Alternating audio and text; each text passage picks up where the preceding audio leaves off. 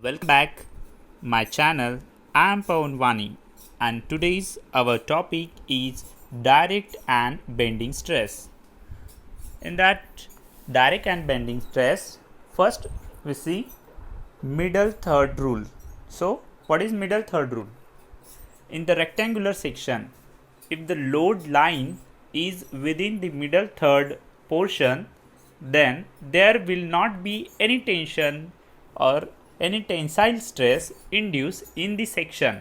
That is, the member will remain under compression only, and this is called as middle third rule.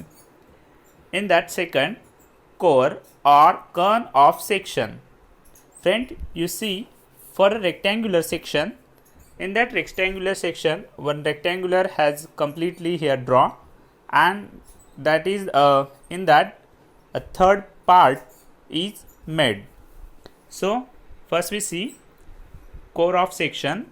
When the load is acting in a middle third portion on of a rectangular section, there will be no tension in the cross section of the member. Hence, if we joint all the 4 points, means these all the 4 points of middle third portion, a diagonal shape is obtained. Means that type diagonal shape is obtained, which is known as cone or core of section. It's C only in rectangular section. This is completely B by 3 and D by 3. Here the core of section in diagonal D by 6 and D by 6, same B by 6 and B by 6. For circular section, in that circular section, if the load is placed anywhere inside the core of section, means load is placed anywhere inside the core of section, no tension will occur in any part of that section.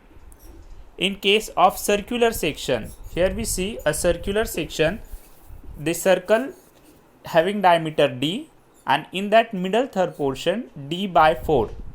So in the case of circular section, if the load act within middle fourth portion, no tension will occur in the section.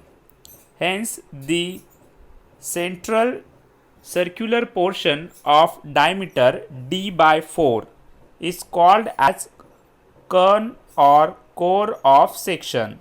Means here D by 4 type. After that, our stress distribution diagram for the direct and bending stress. So stress distribution diagram. In the stress distribution diagram, first we draw ABCD, a rectangular section having a G is the middle portion, and E is capital E. Capital E is your points that eccentrical load is coming on that point. So the distance is small e. Okay, eccentrical distance is small e. Hence here sigma 0 is equal to direct stress and sigma b equals to bending stress. In that eccentric comparatively load at E portion, then there is the first stress distribution totally compressive. Means your first diagram stress distribution totally compressive, and in that sigma 0 is greater than sigma b.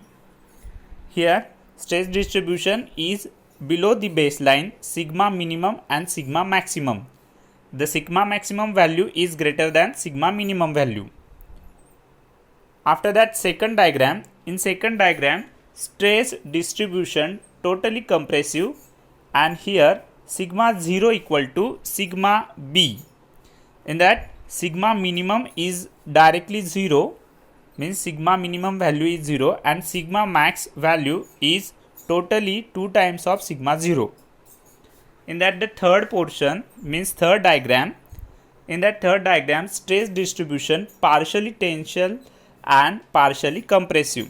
Means sigma minimum is above your baseline and sigma maximum is below the baseline. This diagram says stress distribution partially tensile and partially compressive. So in that sigma 0 is less than sigma b. So for condition for no tension or zero stress condition, here the direct stress equal to the maximum bending, in that sigma 0 equal to sigma b. So this is no tension condition. I hope so you enjoyed this video. This is your first part of direct and bending stress. After that, second part is just coming soon. Thank you very much.